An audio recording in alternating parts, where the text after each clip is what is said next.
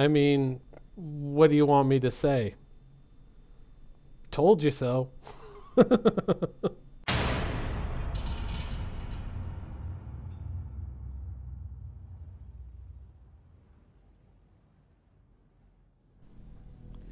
So, here we are. The Crusader Mercury. And I guess we're going to find out more, presumably tomorrow. Looks kind of like, well, Mercury, fast, probably going to be, I don't know, like a fast smuggling ship? Where have we heard that before? In fact, one of the viewers on that video where we were talking about suggested it. As long as it's fast, as long as it's, yeah, I agree with that. And so it looks like that has indeed manifested itself. Presumably, would I buy it for straight new cash? No. I've got enough skin in the game as it is. Would I melt something into it? I think that is an interesting question. I mean, I don't know. There's a part of me, in all honesty, deep down, there's a part of me that is, I love the caterpillar, but it is kind of sluggish. And I kind of look at it as a cargo carrier, and I kind of see a ship without a purpose. You know what I mean? It's like, oh, it'll be able to do this. Oh, it could do that. It could do the other thing too. It might do this. It might do that. But there's a lot of ifs and whens. There's a lot of maybes with that ship, but there's not a lot of answers. And it always seems like a ship that's kind of like neglected. So I mean, if I melted the cat,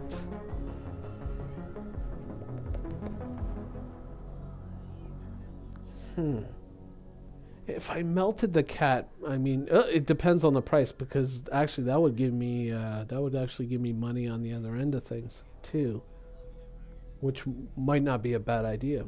So the caterpillar, quite possibly, could be up for grabs. I guess if I did that, that would give me some leeway to give me some real startup cash as well on the other side of things, to really equip things a certain way, or to get a huge head start in trading. I mean, with the caterpillar, you're always going to be slow, right? You're always going to be slow in that cargo ship, whereas if this thing is like a fast cargo ship, something like a Cutlass, but maybe with a little bit more legs, a little bit further reach, can go a little bit further, faster, and is probably not so much, the Cutlass is kind of a generalist, whereas this is kind of more, I'm guessing, a high-speed cargo carrier.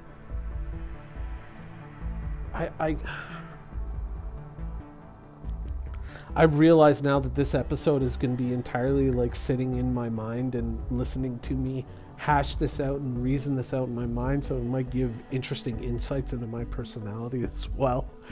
But yeah, as a fast cargo carrier, as a complementary ship, or as a counterpoint to the Cutlass, because the Cutlass does have a certain amount of oomph in the in the combat department, and it's certainly good for dropping off troops and doing that sort of thing.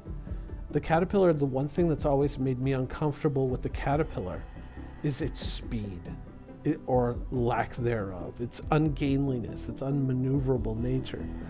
With the reclaimer, it's more justified, because with the reclaimer, you're chewing up entire starships and putting them away in the cargo holds and stealing their parts, presumably. But with the caterpillar, I mean, it's a ship that it seems like it's always seemed like a half-finished ship. Like there's another part of it that's missing, which is, what do we do with the cargo modules and the components? What do we do? So, that is a real question. And it's funny to like wrestle with these things again. I mean, you'd be going back into the production pipeline. So, I mean, is this going to be a ship that's going to Is this going to be a ship that's going to kind of like move to the front of the line? You know, one of those ships that's kind of a dick, and it pushes, you know, other ships, presumably the Banu Merchantman, aside, and you know, pushes to the front of the line. Or is this going to be something that's like, oh, see you next decade? You know, that would be a big decider for me. I would really like to know the time frame before I made a decision. You know, why don't we break it down this way? What are my must-haves? What are my would-be-nices? And what are my if dreams came true? Must-haves. Fast.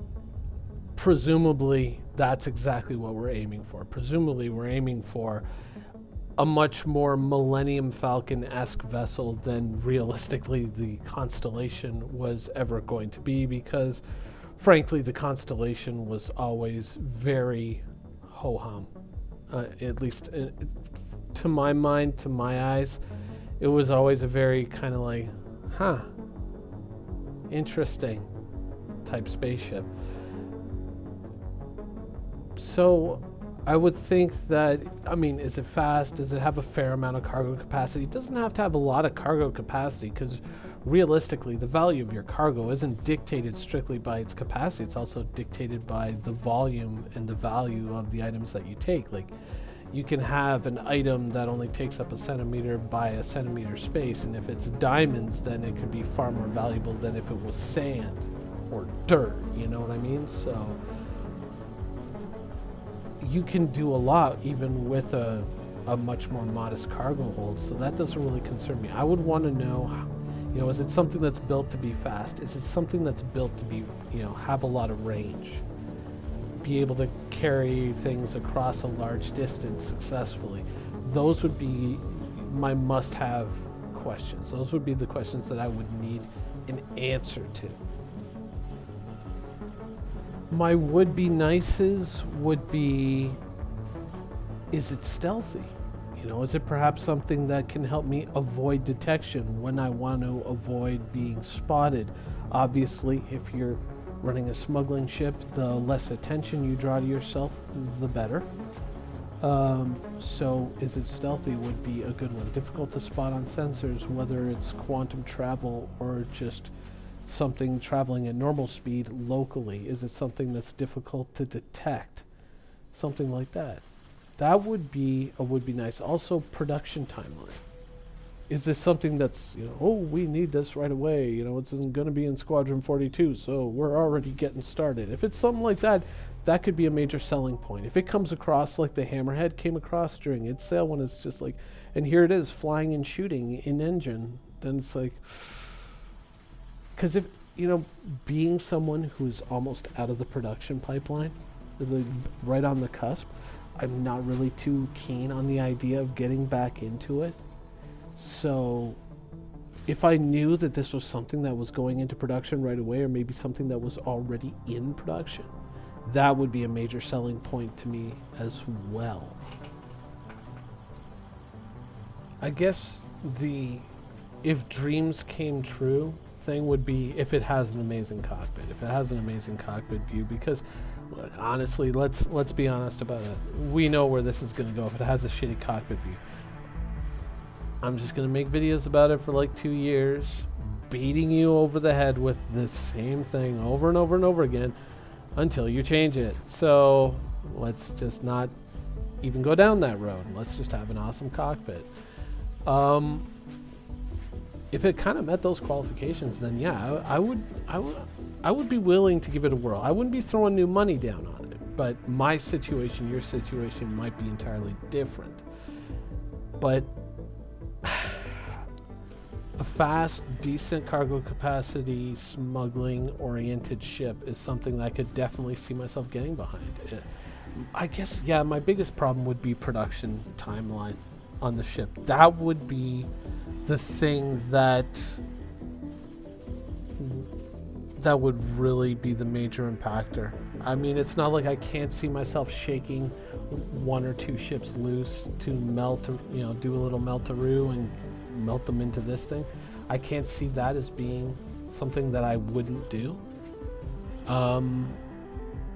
it would just be like sitting there and going like, oh, it'd be really great to have this ship, but you know, it's in the production backlog and you'll see it in 2020. And it's like, well, great, fantastic, see you then, you know, that type of thing.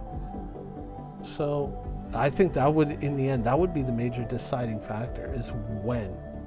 The when question, I think, would be the big question, I think. But you know what? Let's avoid too much speculation. Let's wait and see. Tomorrow, probably, we are going to see what this ship is all about, and then we will obviously have quite a topic for the next little while. It's going to be interesting. Anyways, that's the show for today, and that's kind of a weird insight into my decision-making process. Anyways, I hope you guys enjoyed it, and thanks for watching.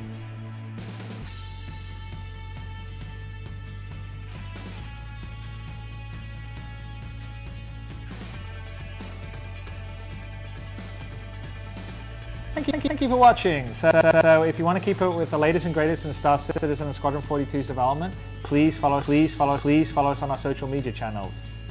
See you soon.